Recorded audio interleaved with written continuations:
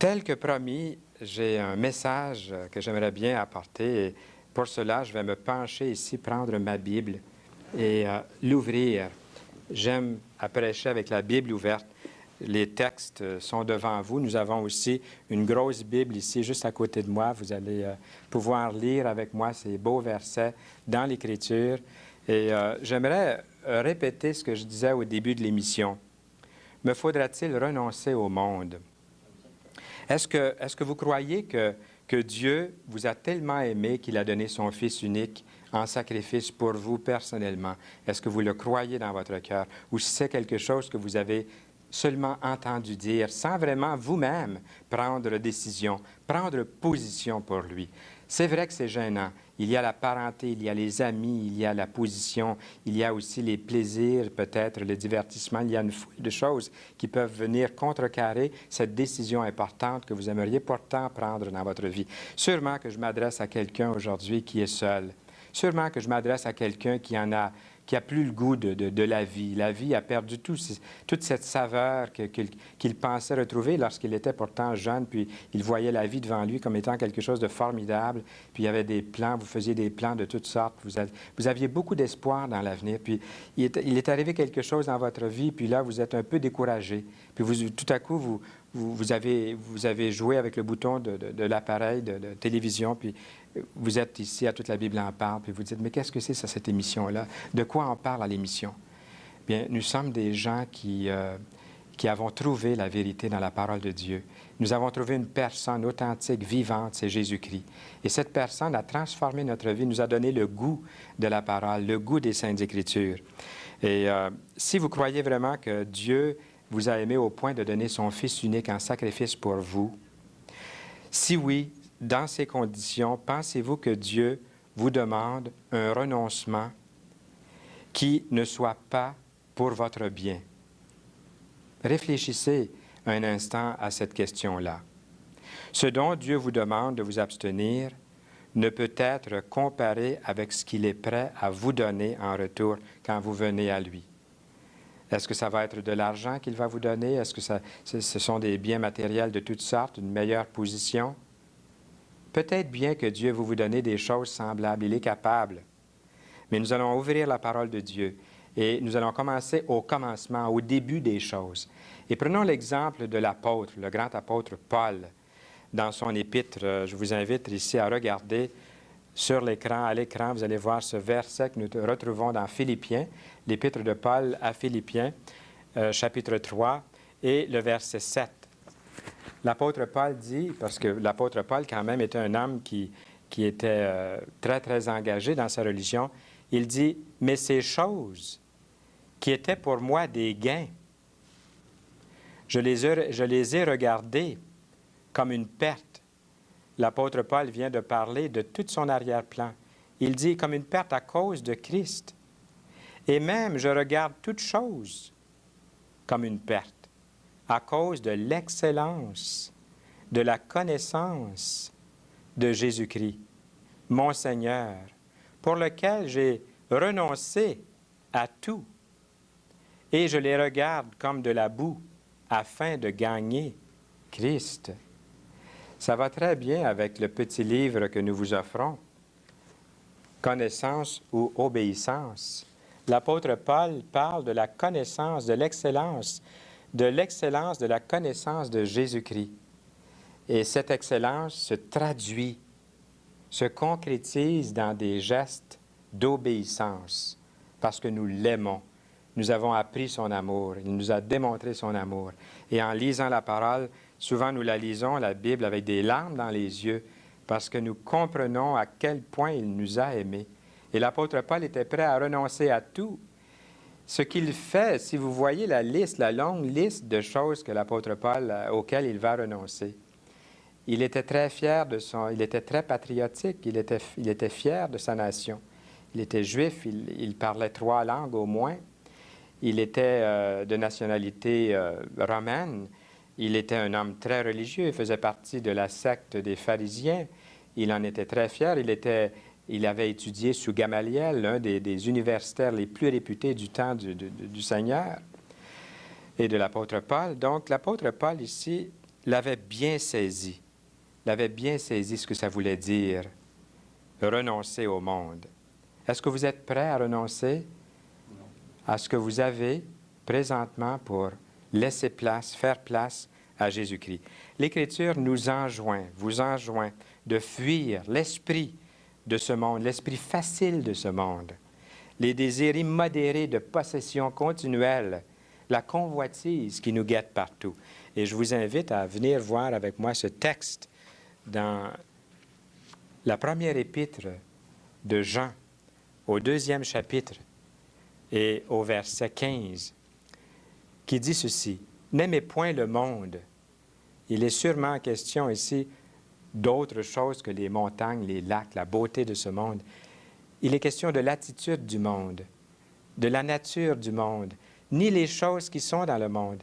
Si quelqu'un aime le monde, l'amour du Père n'est point en lui.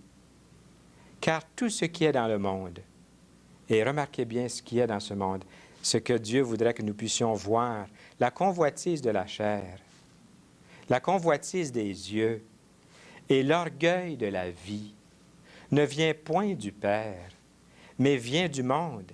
Et le monde passe, et sa convoitise aussi, mais celui qui fait la volonté de Dieu demeure éternellement. Ici, nous voyons l'Écriture qui nous encourage, qui nous enjoint vraiment très, très sincèrement à nous décider pour lui. Et ça va vouloir peut-être dire de laisser certaines choses de côté. Il a été question ici de 3 choses dans la parole, dans la Bible, de ce que nous venons de lire. Il y a cette convoitise qui se traduit de différentes façons.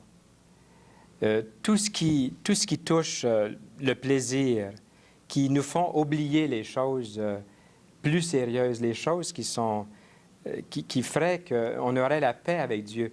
Tout ce qui vient contrecarrer cet engagement pour Dieu.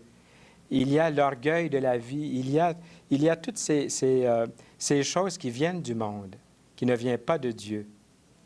Tout ce que nous pouvons regarder avec nos yeux et que nous désirons, que nous envions, que nous convoitons constamment, qui met un voile sur les choses spirituelles. Eh bien, l'Écriture nous dit de fuir l'esprit de ce monde, ces désirs immodérés de possession, de convoitise, afin d'ouvrir la voie vers le Seigneur. Faut-il renoncer au monde? C'est donc difficile de suivre le Seigneur Jésus-Christ. Bien, nous allons saisir dans un instant ce que Dieu veut nous transmettre. J'aimerais bien l'illustrer par une parabole du Seigneur Jésus-Christ qui se trouve dans l'Évangile de Matthieu. Le chapitre 13 de Matthieu est vraiment le chapitre des paraboles. Et je vais prendre le temps de lire ce qu'il y a ici. Nous allons premièrement regarder la parabole, puis ensuite, nous allons aller voir l'explication que le Seigneur en donne.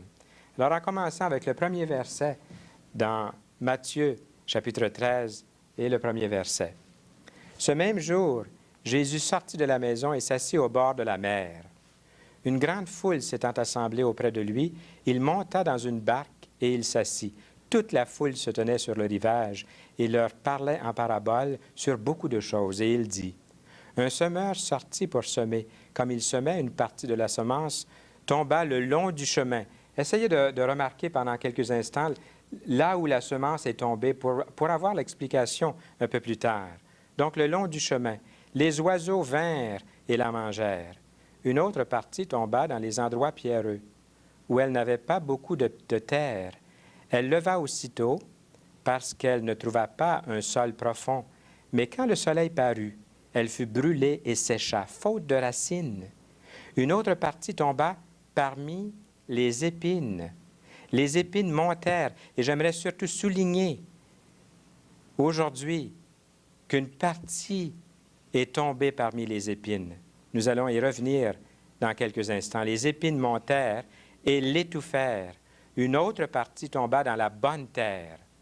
Elle donna du fruit, un grain 100, un autre 60, un autre 30. Que celui qui a des oreilles pour entendre, entende. Et le Seigneur va donner l'explication de cette parabole. Écoutez bien un instant. Quelquefois, lorsque je parle du Seigneur ou je parle de la Bible à quelqu'un, on me dit, oui, mais Dieu, Jésus a parlé en parabole et on ne comprend pas la Bible, il faut l'interpréter parce que c'est en parabole. Mais le Seigneur a expliqué les paraboles. Il a donné des paraboles, des illustrations de la nature, mais le Seigneur les a expliquées comme il faut. Et nous allons en avoir une explication ici et je suis persuadé que vous allez bien saisir ce que le Seigneur a voulu dire. Et essayez de voir pendant quelques instants, essayez de faire une application personnelle dans votre propre vie. Il parle du cœur comme étant le sol.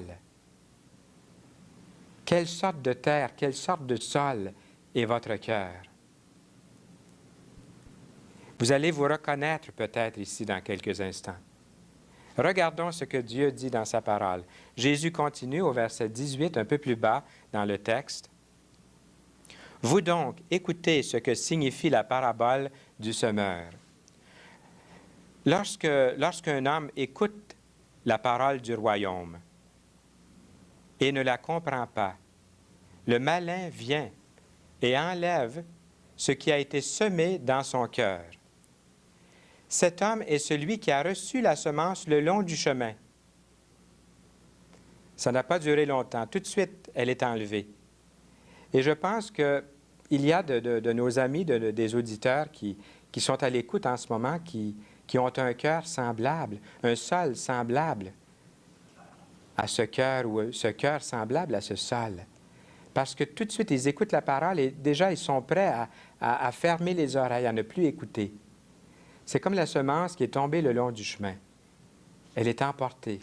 Elle n'est plus. Un instant et c'est fini. Oublié. Mais ils sont responsables. Ils l'ont entendu.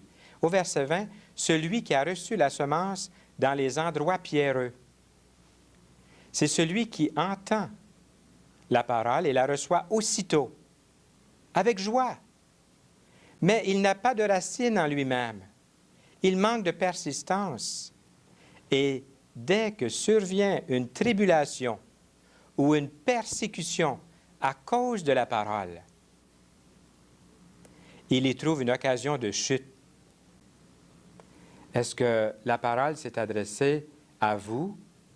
Est-ce que cela vous avez pu vous identifier avec cette sorte de sol, de terre? Les persécutions, qu'est-ce que le monde va dire? Est-ce que vous avez peur de quelqu'un?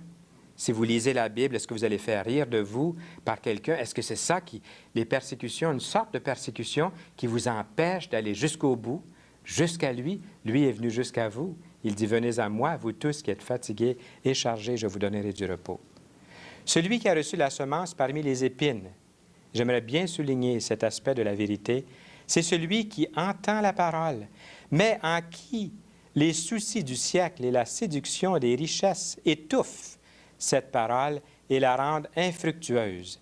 Celui qui a reçu la semence dans la bonne terre, c'est celui qui entend la parole et la comprend et il porte du fruit, et un grain en donne 100, un autre 60, un autre 30.